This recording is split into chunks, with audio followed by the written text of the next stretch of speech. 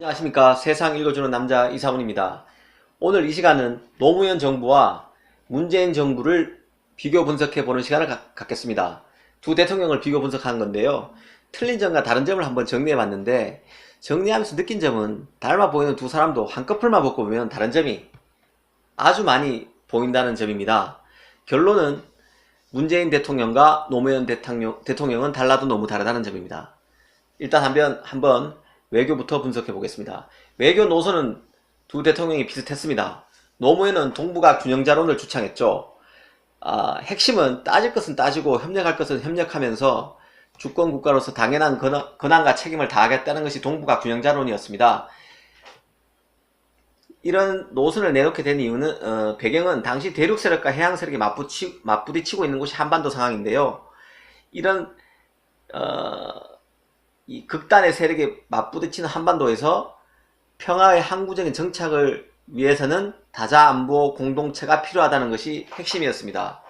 문재인 대통령의 신한반도 균형자론도 골경은 비슷합니다. 평화 번영이라는 한민족 공통이익을 극대화하겠다는 겁니다. 강대국 사이에서 그렇다는 거죠. 두 노선 모두 균형을 얘기하고 있습니다. 결국 미국하고 너무 밀착된 관계를 정리하고 중국 쪽으로 더 붙는 방향으로 가야만 하는 그런 노선이었습니다. 그러다 보니 한편으로 미국의 의심을 살 수밖에 없었습니다. 두 정권 모두 한미관계가 좋았던 편은 아니라고 생각합니다. 개인적으로는 노무현 대통령 시절보다 현재가 더 안 좋다고 생각하고 있습니다. 개인적으로는 문재인 정부 들어 한미관계는 상대방에 대한 신뢰가 상당히 사라졌다고 느끼고 있습니다. 그럼 다른 점을 한번 얘기해 볼까요? 외교 노선 겉으로 보기에는 비슷한 것 같았지만 실제 적용되는 분야에서 따져보면 많이 달랐습니다. 노무현 대통령은 방미 성향이 원체 강했던 사람이지만 집권을 해가면서 이념 대신은 실리를 택했습니다. 집권 1년차에 권력이 시장으로 넘어갔다고 말했던 사람이 바로 노무현 대통령입니다. 그래서 한미 FTA를 체결했죠. 우리가 미국의 경제 우산으로 들어간 것입니다. FTA 체결 반대파들이 그렇게 반대를 많이 했지만 한미 FTA는 지금 와서 보면 매우 막대한 국익을 가져다 준 성공적인 업적으로 볼 수 있습니다.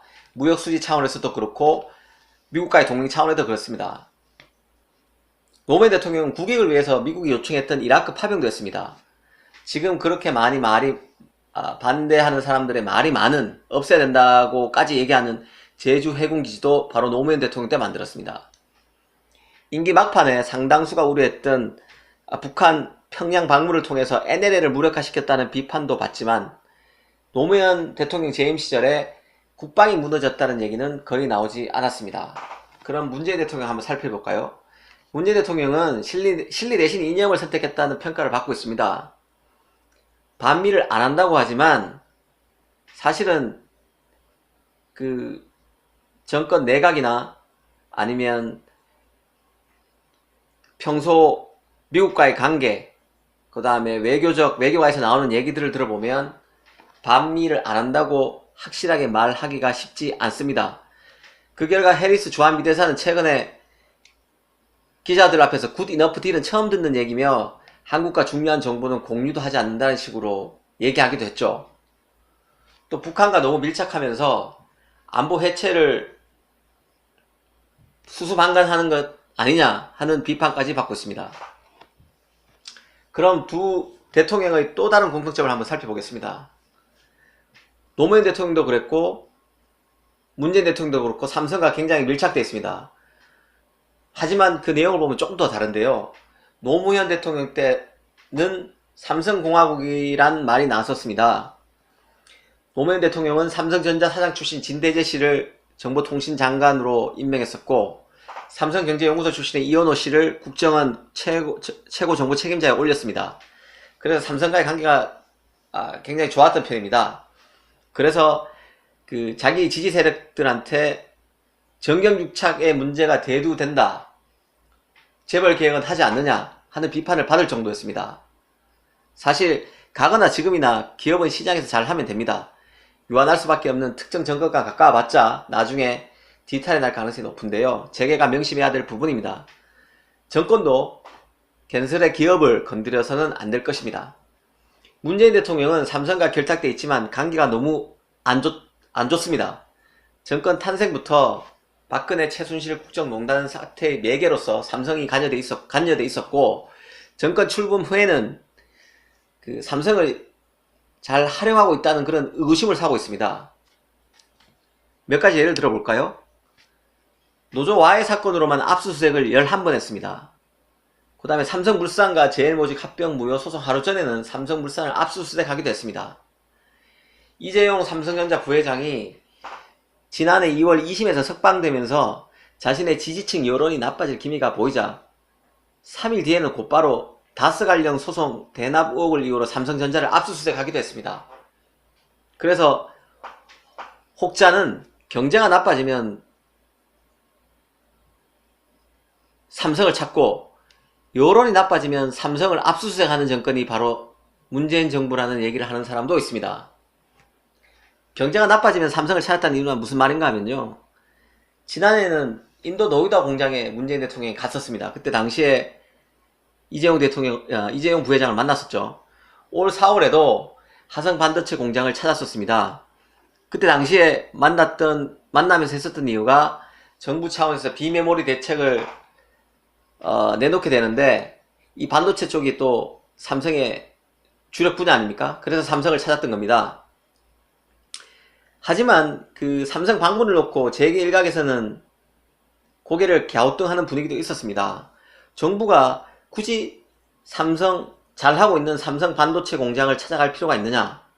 산업 경쟁력이 어렵고 노조 문제도 상당히 꼬여있는 조선업종이나 자동차 업종의 대기업을 찾아가는 게 더 낫지 않았을까? 굳이 잘하는 반도체 대책을 내놓은 이유가 있을까?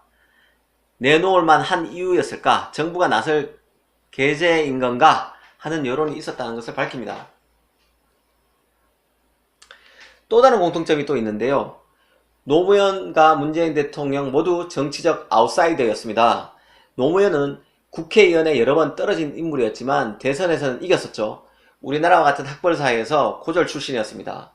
그리고 이해창이라는 서울대를 나오고 대법원장까지 했었던 유력 인사를 꺾었죠. 마이너고 아웃사이더였기 때문에 정치 기반이 약했고 정권 내내 어려움을 겪었습니다. 문재인도 친구 노무현 따라 정치에 입문했고 사실 그렇게 뛰어난 경력은 없었던 인물입니다. 학벌도 우리나라 최고 학벌과는 조금 거리가 있죠. 다른 점은 또 있습니다. 두 사람 모두 아웃사이더였지만 자세히 살펴보면 달랐는데요. 대통령이 되기 전 노무현 씨 같은 경우는 사상이나 인간적 면모가 상당 부분 오픈되어 있었습니다. 질 줄 알면서도 어려운 지역구에 나가서 실제로 국회의원에서 선거에서 낙선했었고, 김영삼 대통령의 상당 합당 때는 반대했었습니다. 결기가 있었던 사람이죠. 그리고 50 청문회 때는 그의 날카로운 지적 능력을 유감없이 발휘했었습니다. 그는 아웃사이더였지만 정치 철학과 소신 등에 있어서는 대통령에 오르기 전에 이미 알려질 대로 알려진 기성 정치인에 가까웠습니다. 하지만 문재인은 조금 달랐습니다. 노무현 정부에서 비서실장과 민정수석을 했지만 그의 사상적, 인간적 면모는 대통령이 되기까지 거의 드러나지 않았습니다. 동료 정치인들도 그가 남북 문제에 대해서 어떤 생각을 하는지, 경제에 대한 식견은 어느 정도인지, 역사관은 어떤지, 상대방을 포용하는 포용의 정도는 어떤지, 간용의 정도는 어떤지에 대해서 잘 몰랐습니다. 그도 물론 이제 운명이란 책을 쓰긴 썼지만 그게 집중적인 조명을 받았던 것은 촛불 전국으로 급작스럽게 변모하면서 조기 대선이 실시되면서였습니다. 그러다 보니까 제대로 조명이 되지 못했습니다. 배에 가려졌다는 표현이 맞을 것 같습니다.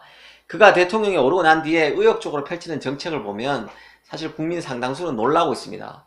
당혹스러워하고 있다는 게 표현이 맞을 것 같은데요. 민주당 내에서도 상당히 왼쪽에 있는 것은 분명한 사실 같습니다.